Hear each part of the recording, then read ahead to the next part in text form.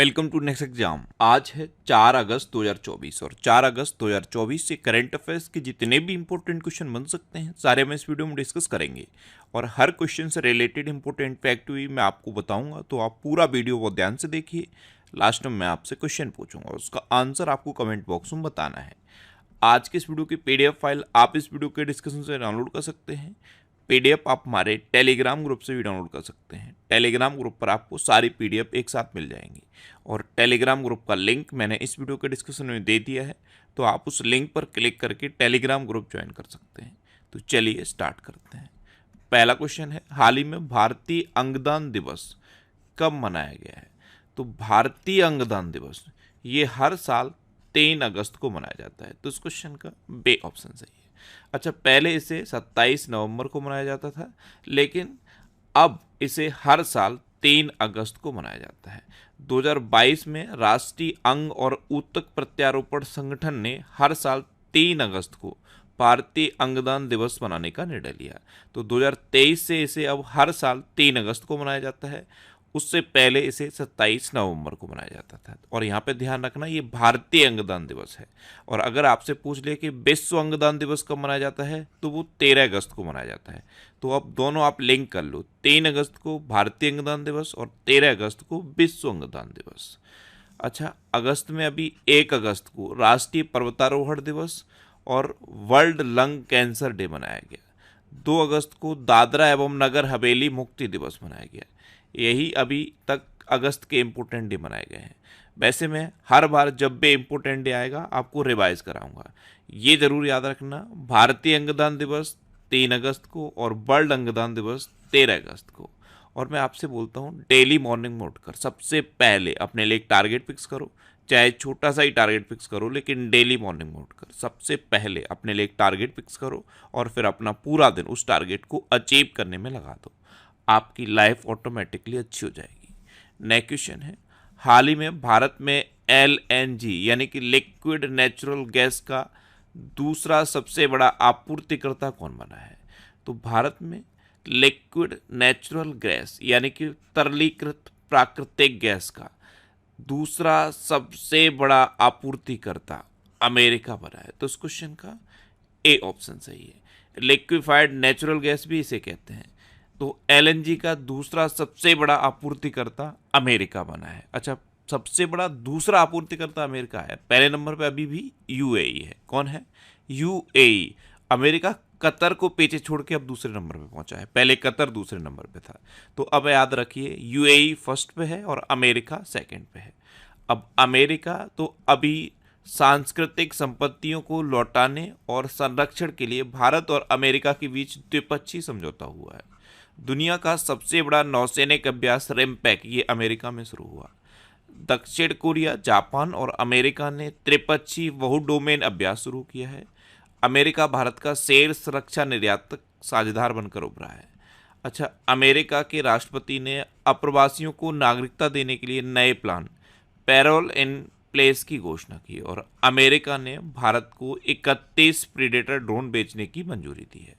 अच्छा, भारत और अमेरिका के बीच कौन कौन सी डिफेंस एक्सरसाइज होती हैं? कोप इंडिया, टाइगर ट्रम्प, वज्र प्रहार और युद्ध अभ्यास। ये मैं इतनी बार रिवाइज करा चुका हूँ कि इसी फ्लो में आपको याद हो जानी चाहिए। लेकिन याद कब होंगी? जब मेरे साथ आप बोला करो। जैसे मैं पूछूं कि भारत और अमेरिका के बीच कौन कौन सी डिफेंस एक्सरसाइज होती है, तो तुरंत माइंड में आना चाहिए कोप इंडिया, टाइगर ट्रम्प, वज्र प्रहार और युद्ध अभ्यास। इस तरह से जब आपके माइंड में आएगा तो ये आपको हमेशा याद रहेगा। नेक्स्ट क्वेश्चन है, हाल ही में कौन ICAR CMFRI के निदेशक नियुक्त हुए हैं? तो ये डॉक्टर ग्रेंसन जॉर्ज नियुक्त हुए। तो उस क्वेश्चन का सी ऑप्शन सही है। ये हैं डॉक्टर ग्रेंसन जॉर्ज और यही ICAR और CMFRI। ICAR की फुल फॉर्म क्या है? Indian council of agricultural research. CMFRI की फुल फॉर्म क्या है? Central marine fisheries research institute. तो ICAR CMFRI के निदेशक डॉक्टर ग्रेंसन जॉर्ज नियुक्त हुए। नेक्स्ट क्वेश्चन है, हाल ही में कौन मुक्केबाजी में भारत के सबसे कम उम्र के ओलंपिक रेफरी बने? तो ये बने कबीलन साई अशोक। तो उस क्वेश्चन का डी ऑप्शन सही है। ये हैं कबीलन साई अशोक, यही ओलंपिक में मुक्केबाजी में भारत के सबसे कम उम्र के रेफरी बने हैं। अच्छा, कल ही मैंने आपको बताया कि संजय शुक्ला ने राष्ट्रीय आवास बैंक के प्रबंध निदेशक का पदभार संभाला है। सतीश झा को ईस्टर्न कोलफील्ड्स लिमिटेड का सीएमडी नियुक्त किया गया है। विकास लखेरा ने असम राइफल्स के महानिदेशक के रूप में पदभार ग्रहण किया है। सेना की चिकित्सा सेवा की पहली महिला डीजी साधना सक्सेना बनी है। मनोज मित्तल को सिडबी का सीएमडी नियुक्त किया गया है। चोलामंडल इन्वेस्टमेंट एंड फाइनेंस का एमडी रपेंद्र कुमार को नियुक्त किया गया। फेडे इंडिया जोन के अध्यक्ष संजय कपूर चुने गए और शेखर कपूर को आईएफएफआई महोत्सव निदेशक नियुक्त किया गया है। नेक्स्ट क्वेश्चन है, हाल ही में किसने NATS 2.0 का शुभारंभ किया? तो हमारे केंद्रीय शिक्षा मंत्री हैं धर्मेंद्र प्रधान। इन्होंने NATS 2.0 का शुभारंभ किया। तो उस क्वेश्चन का सी ऑप्शन सही है। NATS यानी कि नेशनल अप्रेंटिसशिप ट्रेनिंग स्कीम, इसका 2.2 वर्जन का शुभारंभ केंद्रीय शिक्षा मंत्री धर्मेंद्र प्रधान ने किया है। नेक्स्ट क्वेश्चन है, हाल ही में श्रीराम कैपिटल को ARC लॉन्च करने के लिए किसकी मंजूरी मिली है? तो श्रीराम कैपिटल, इसको एसेट रिकंस्ट्रक्शन कंपनी लॉन्च करने के लिए RBI की मंजूरी मिली। तो इस क्वेश्चन का ए ऑप्शन सही है। नेक्स्ट क्वेश्चन है, हाल ही में जुलाई माह में जीएसटी संग्रह कितने प्रतिशत बढ़कर 1.82 लाख करोड़ पहुंचा है? तो इस जुलाई माह में जीएसटी संग्रह बढ़कर 10.3% बढ़कर 1.82 लाख करोड़ पहुंचा। तो उस क्वेश्चन का सी ऑप्शन सही है। नेक्स्ट क्वेश्चन है, हाल ही में किस राज्य विधानसभा ने खनन खनिजों पर उपकर लगाने संबंधी विधेयक पारित किया है? तो ये झारखंड की विधानसभा ने पारित किया। तो उस क्वेश्चन का बी ऑप्शन सही है। अब झारखंड, तो ये है मैप में झारखंड। झारखंड की कैपिटल क्या है? रांची। झारखंड के चीफ मिनिस्टर कौन है? हेमंत सोरेन। और झारखंड के अभी नए गवर्नर बने हैं संतोष गंगवार। ये बरेली के सांसद रहे हैं और अब ये झारखंड के नए गवर्नर बन गए हैं। अच्छा, संतोष कुमार गंगवार को अभी झारखंड का राज्यपाल बनाया गया। झारखंड में दिव्यांग छात्रों के लिए एक विश्वविद्यालय स्थापित किया जाएगा। झारखंड में 23 जून को हूल दिवस मनाया गया। 3 दिवसीय पूसा कृषि विज्ञान मेला झारखंड में शुरू हुआ।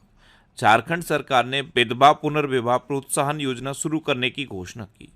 जस्टिस प्रदीप कुमार को झारखंड उच्च न्यायालय में स्थायी न्यायाधीश नियुक्त किया गया है। और झारखंड सरकार ने आदिवासियों और दलितों के लिए वृद्धावस्था पेंशन की आयु को घटाकर 50 वर्ष कर दिया है। नेक्स्ट क्वेश्चन है, हाल ही में IRDAI ने HDFC लाइफ पर कितने करोड़ रुपए का जुर्माना लगाया? तो IRDAI यानी कि insurance regulatory and development authority of India, इसने HDFC लाइफ पर 2 करोड़ रुपए का जुर्माना लगाया। तो इस क्वेश्चन का सी ऑप्शन सही है। IRDAI की गाइडलाइंस को फॉलो न करने की वजह से HDFC लाइफ पर यह 2 करोड़ रुपए का जुर्माना लगा है। नेक्स्ट क्वेश्चन है, हाल ही में कैसे संयुक्त राष्ट्र की आर्थिक और सामाजिक परिषद का अध्यक्ष चुना गया? तो ये बॉब राय चुने गए। तो इस क्वेश्चन का बी ऑप्शन सही है।